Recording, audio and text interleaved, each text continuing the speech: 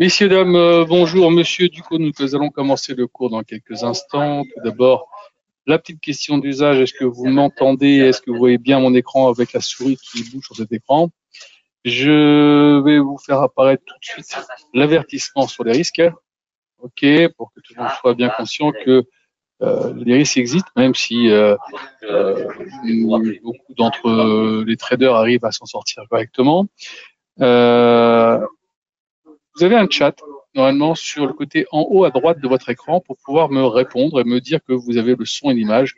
Donc, j'attends votre tour. On va attendre quelques instants le temps que les retardataires puissent se connecter. À tout de suite. Patricia, bonjour. Est-ce que tu m'entends? Est-ce que tu me vois sur l'écran? C'est que tu connectes rapidement pour repérer le chat, donc c'est beaucoup plus facile. Alors, je rappelle à tout le monde que vous avez un chat en haut à droite de votre écran avec une flèche rouge ou une croix rouge pour pouvoir communiquer avec moi, ce qui vous permettra d'avoir. Ok, merci Patricia. Donc, comme d'habitude, la plus rapide. On va donc attendre une poignée de secondes et je reviens tout de suite. Je rappelle le titre du cours, les outils d'analyse technique. À tout de suite. Rebonjour à toutes et à tous. Nous allons commencer le cours sur les outils d'analyse technique. Qu'est-ce que c'est que les outils d'analyse technique? C'est en fait la possibilité de pouvoir interpréter un instrument, c'est-à-dire un outil à disposition, hein, une valeur comme l'indice CAC ou DAX ou SPX 500 ou euro-dollar ou le gold, et appliquer des règles d'analyse qui nous permettront de pouvoir interpréter l'évolution du cours grâce aux data, okay, et à l'historique de ce même produit. Donc, comment on commence? On commence toujours par les canaux, c'est-à-dire les couloirs, les résistances, les supports, et ensuite on commence à insérer les autres outils qui nous permettront de pouvoir affiner notre graphique.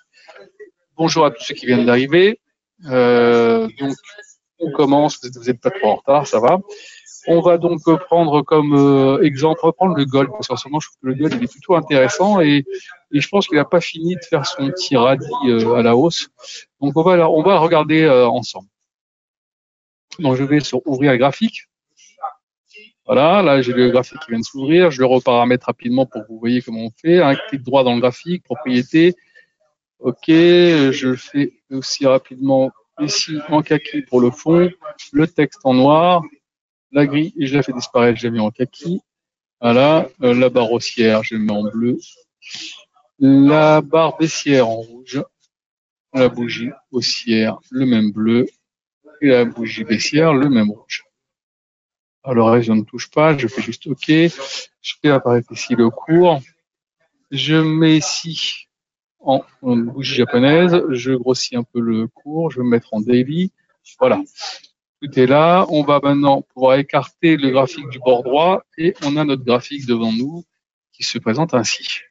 À partir de là, nous allons mettre en place les choses dont je vous ai parlé. C'est d'abord les canaux.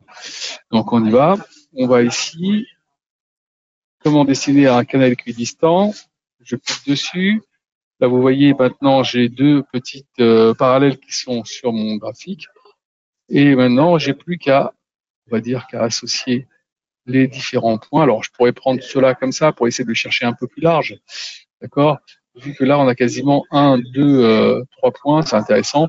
Je clique dessus. Là où vous avez trois carrés, c'est pour la pente, vous voyez. Voilà. Et là, vous en avez un seul, c'est pour la parallèle. Alors, si on met ça comme ça, on va chercher à prendre le point bas ici. Vous voyez, on en a deux, voire même trois ici. Voilà, on a un couloir qui est bien dessiné, dans lequel nous nous trouvons. Ok, on voit ici, on a tapé une fois, deux fois, chaque fois, bon, il y a des petits retours. Ici, on a tapé, puis on a bien consolidé en haut. C'est rare de voir ce genre de figure sur le gold, là où on consolide quand même, on fait des petits allers-retours sans vraiment rebaisser derrière. Alors, est-ce à penser que peut-être il prend un peu plus de force pour aller chercher plus haut? C'est possible. On pourrait peut-être avoir une cassure qui se fasse dans ce coin-là. À voir, on va surveiller. Maintenant qu'on a mis ça en place, comme je vous l'ai dit, on va mettre les résistances et supports. Bonjour John, j'espère que tout le monde a le son et l'image. Alors, là, on y va. On met ici les supports. Vous voyez, là, on a ici, là, 1, 2, 3. On va partir d'ici. Hein. Voilà. Ici, évidemment, les points hauts, hein, tout à fait obligé. Là, on va pouvoir prendre ici un autre support. Voilà. On ne va pas en mettre trop parce que tout à l'heure, vous allez voir, on va utiliser Fibonacci. Et Fibonacci a la possibilité de quasiment de nous donner tous les retracements possibles du produit. Donc pour l'instant, on va mettre que cela. Ok, les principaux, ceux qu'on peut voir à tâtons. J'aurais pu, je vous dis, rajouter cela ici aussi. Hein. Voilà, on aurait pu rajouter cela. Voilà. On va les laisser comme ça, on ne va pas rajouter plus. On a des résistances, on a quelques supports. Maintenant qu'on a mis ça en place, on va pouvoir gentiment aller dans Insertion, Indicateur, Trend, Bollinger Band. Je vous laisse le temps de regarder comment on y arrive. Voilà. Je clique sur Bollinger Band. Là, je ne touche pas ici à la programmation. Vous pouvez changer la couleur ou la grosseur du trait. OK. Et là, vous avez les bandes de Bollinger qui viennent s'inscrire à l'intérieur du graphique. Et qu'est-ce que c'est que les bandes de Bollinger? C'est quand même assez intéressant de savoir de quoi on parle. Vous avez ici une moyenne mobile ici de 20 jours sur laquelle ils vont calculer des écarts types qui vont nous donner en fait les deux courbes qui l'encadrent, à savoir comment les courbes pourraient s'éloigner de cette moyenne mobile, soit vers le haut, soit vers le bas. Et à chaque fois, normalement, qu'on vient taper en haut, on a des retours qui se font. Comme ici, hop, retour, on tape en haut, hop, retour, tape en haut, hop, retour. Vous voyez, on tape, retour. Alors après, on peut repartir évidemment, mais il y a toujours un petit retour qui se fait. Donc maintenant, et c'est la même chose vers le bas. Hein. On tape en bas, hop, retour vers le haut.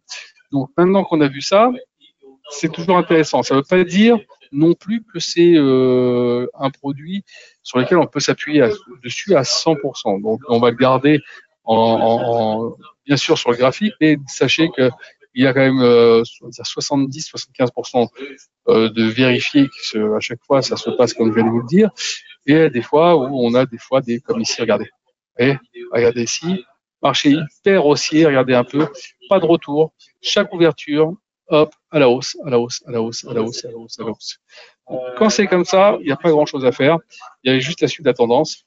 Et généralement, voilà, on en profite quand même pas mal. D'ailleurs, vous avez ici et ici deux exemples assez intéressants. Ok, où on a collé sur le boss, on a collé à la bande de Bollinger et on était vraiment, vraiment à la hausse du 100%. Alors maintenant, on va revenir dans Insertion, Indicateur, Oscillateur, et là on descend sur Relative Swing Index, qui est ici, c'est-à-dire les RSI. Voilà, on ne touche pas la programmation, encore une fois la couleur ou la grosseur du trait, vous faites juste OK. Là, vous allez baisser un petit peu l'instrument pour ne pas prendre trop de place, sinon après, il y aura d'autres instruments qui vont arriver. Là, maintenant, qu'est-ce que c'est que les RSI? Les RSI, c'est en fait un rapport entre les moyennes des hausses et les moyennes des baisses des 14 derniers jours qui vont vous donner ce petit graphique qui va aussi entre 0 et 100. Et après, quand on est près des 70 ou au-dessus, marché qui est en surachat. Quand on est près des 30 ou en dessous, marché en survente. Et on va donc l'encadrer pour bien voir. On s'aperçoit ici, je vais mettre les plus hauts, on va dire, allez, sur quasiment depuis le mois d'avril, on n'a pas dépassé les 70-71. D'accord? Il faudrait remonter un peu plus haut, voilà, quasiment maintenant ici, à ce mois de mai, okay, pour voir un pic à 90. Mais sinon, en règle générale, vous voyez, on va dire qu'on reste toujours confiné sur cette zone-là. Très rarement, on vient chercher au-dessus des 70, 71. Donc, on va dire que si vous arrivez à 72, 73, vous pouvez vous dire déjà qu'on est largement en surachat et donc il va falloir très certainement commencer à penser à la redescente, en tout cas pour une consolidation. Et vous pouvez faire exactement la même chose pour encadrer le marché vers le bas. Et vous voyez ici, on a quand même un couloir qui est beaucoup plus réduit, qui reste entre 40 et 70. Il y a très longtemps qu'on n'est pas venu chercher les 30. Vous voyez ici, on va regarder ça ici. et on va se mettre là. Voilà, on se met là. La dernière fois qu'on a cherché 30, c'était en janvier 2024. Donc, on en est loin quand même, hein. On a quand même bien ici consolidé le marché. On voit bien, hein, c'est un bon trend dossier. Même quand il fait des petits retours, c'est pas très longtemps. Puis derrière, il recherche un second souffle, il repart chercher plus haut. Maintenant qu'on a mis ça en place, qu'on a vu un peu comment le lire, tout ça, c'est important de l'expliquer au fur et à mesure. On va chercher d'autres indicateurs, et on va dans oscillateur, et on va sur MACD. Encore une fois, je vous laisse quelques secondes pour regarder. Je clique sur MACD, je fais juste OK, et là, vous avez les MACD qui viennent sur le graphique. Alors évidemment, je vais rebaisser encore un petit peu le MACD pour ne pas prendre trop de place, ainsi que la RSI. Alors, qu'est-ce que c'est que la MACD? C'est deux moyennes mobiles exponentielles de 12 et 26 jours qui vont en fait vous donner une lecture un peu différente des moyennes mobiles classiques qu'on va pouvoir inscrire tout à l'heure sur le graphique, on verra. Alors ici, vous avez les MACD, vous avez le signal en rouge. Quand on est au-dessus du signal marché haussier, dès que vous voyez un peu les MACD commencer un petit peu à faire cette figure de courbe, pour repartir rechercher peut-être le signal est repassé en dessous, marché qui repart à la baisse, et vous voyez après derrière, même si vous ratez le début, derrière, vous savez quand même cette ligne à aller chercher. Là, vous voyez, on est en train de passer, on est passé au-dessus, on essaye de repasser en dessous, mais comme je vous l'ai dit, on fait cette sorte de petit pâté ici sans vraiment baisser. On reste collé au signal et on ne décale pas sur le signal. Donc, tant qu'on ne l'a pas décalé, on reste quasiment avec des MACD quasiment tous à la même hauteur. On ne peut pas dire que le marché a choisi de repartir à la baisse pour consolider plus bas. Donc, il va falloir surveiller ici si oui ou non on passe un petit peu en dessous. OK, ou alors on repasse au-dessus du signal pour aller rechercher plus haut. En tout cas, moi, quand je regarde la RSI, déjà, la RSI, elle pique vers le haut, elle continue à piquer vers le haut. Donc, on reste prudent. On n'est pas à l'abri d'un redémarrage brutal du produit. D'accord? Je regarde ici insertion, je vais chercher indicateur, je vais dans oscillateur et je vais aller chercher maintenant les stochastiques oscillateurs. Voilà, je fais OK. Et voilà les stochastiques. Un peu comme pour le reste des indicateurs qu'on a vus, on voit bien là l'hésitation du produit. On était là comme ça, on commençait peut-être à repiquer et puis hop, on fait un faux plat. On reste maintenant quasiment superposé au niveau des deux droites. Alors, je rappelle ici, si vous avez la stochastique, vous avez le signal. Quand on est au-dessus, c'est marché haussier. Dès qu'on casse, marché baissier. Là ici, vous voyez, on reste collé ici. Même chose qu'ici. Voilà, j'ai envie de mettre un gros point d'interrogation pour l'instant, mais avec un point d'interrogation qui repartirait peut-être vers le haut. Donc restez vraiment à l'affût. Restez à l'affût. On pourrait penser que si on met un petit ordre en attente, on pourrait être bien, hein, genre à 2200, à 2530, avec un stop loss juste en dessous, en disant peut-être que si des fois ça vient casser là, ça pourrait accélérer. Pourquoi pas? On pourrait travailler comme ça, hein, si on ne veut pas prendre trop de risques. Donc là, pour l'instant, on a tous nos produits qui sont devant nous. On va donc maintenant chercher un autre élément. Tout à l'heure, je vous en ai parlé quand on avait commencé à mettre les résistances et les supports. On va aller chercher Fibonacci. OK. Donc, je vais ici sur Fibonacci. Je clique dessus. Je vais prendre ici le point, on va dire le point de support quasiment de ce marché. Je vais aller chercher en haut. Voilà. Vous voyez, on a ici évidemment ce trait-là, il disparaît, pas besoin. Celui-ci également. Quand vous regardez ici, celui-ci il est quasiment collé, donc évidemment celui-ci, on n'en a pas besoin. Voilà, et celui-là également, celui-là aussi. Voilà, donc là maintenant, alors celui-ci on peut le garder celui-là, pas de problème. Maintenant si je grossis un peu, vous allez voir, là maintenant vous avez le retracement possible en cas de retour, vous savez plus ou moins où ça va aller, donc le premier retour, évidemment sur la moyenne mobile des 20 jours, on le voit bien, et derrière vous avez les objectifs à peut-être à aller chercher en cas de retour. D'accord? Avec ça, déjà, vous avez quand même quelque chose qui tient bien la route. Maintenant, on va aller chercher les moyennes mobiles classiques et non pas les moyennes mobiles exponentielles comme sur les MACD qu'on a ici en bas. On va dans insertion, on va dans indicateur, on va dans trend, moving average. Alors, il y en a trois essentiellement qu'il faut mettre en plus de celle des 20 jours qui est dans la bande de Bollinger. C'est d'abord la 200 jours. Là, voilà, donc on est quand même assez loin, hein, sur la moyenne de 200 jours, c'est 2220. Pour aller la chercher, ça voudrait dire quand même qu'il se passe quelque chose de bizarre. Hein, plus de baisse des taux, par exemple, une annonce de ce type, hein, plus de baisse des taux envisagée par Monsieur Powell. Une autre chose, peut-être, il faut regarder pour y arriver. Pour l'instant, j'y crois pas trop. Insertion, on y va. Hop. Indicateur, on descend sur trend. Moving average. Et là, maintenant, on va aller chercher, évidemment, la moyenne mobile des 100 jours. On va lui donner une couleur un peu plus flashy. Voilà. Je pense que le bleu peut être intéressant. Voilà. Vous voyez, elle est quand même collée là. Vous voyez maintenant la moyenne mobile des 100 jours collée sur le bas de la bande de Bollinger et quasiment sur un retour Fibo 61,8. Donc ça reste très important. Ça sera un niveau de support majeur, ok, qui se trouve être aux alentours des 2380. Donc on en est loin également. Hein. Maintenant, dernier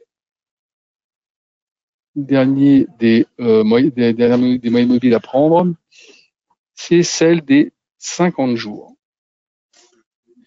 Alors, celle des 50 jours, on va la mettre comme ceci. On va mettre une couleur comme ça pourrait ressortir quand même pas mal, là, voilà. Donc, la moyenne mobile des 50 jours, elle est sur le retracement 38,2 à 2440. Gros support sur ces niveaux-là. Donc, vous voyez déjà ici le support aux alentours de la moyenne mobile des 20 jours, mais la deuxième ici, un gros support aussi à 2440. Encore une fois, on n'y est pas encore. Donc, mais vous avez maintenant ce qu'il faudrait un petit peu vous donner en cas de retour, savoir un peu où on pourrait trouver des rebonds qui pourraient s'organiser. Voilà. Quand vous avez fait ça, évidemment, n'oubliez pas, parce qu'on pourrait rajouter encore et encore plein de choses, n'oubliez pas d'enregistrer votre graphique. Voilà, vous êtes ici dans enregistrer graphique. Ici, vous allez mettre le gold, vous faites sauver et vous allez retrouver ici dans le lexique tous les produits que vous aurez sauvés au fur et à mesure et vous aurez des onglets qui vous permettront d'aller de l'un à l'autre. Est-ce que vous avez des questions pour le moment sur ce qu'on a vu? Est-ce qu'il y a des choses sur lesquelles vous voulez qu'on revienne? Tout vous paraît assez clair. N'hésitez pas, c'est le moment. Même si une question qui pourrait être un petit peu en dehors, mais c'est pas grave. Ah, alors là, c'est quelque chose de complètement différent. Alors, on y va. Comment on change un TP en cours de trade? Alors, j'ai ouvert ici un cours. Ici, je prends 0,5, elle est à l'achat. J'ai mon ordre qui est ici. Je vais là. Je mets modifier ou annuler l'ordre sur le truc. Là, je suis acheteur ici à 15. Je vais mettre un stop loss. Allez, on va prendre le stop loss qui est ici à 12, hein, c'est pas grave. Le TP ici, on va le mettre à 25. Voilà. J'ai donc mon stop loss et mon TP qui sont dessus. On le voit bien. Hein.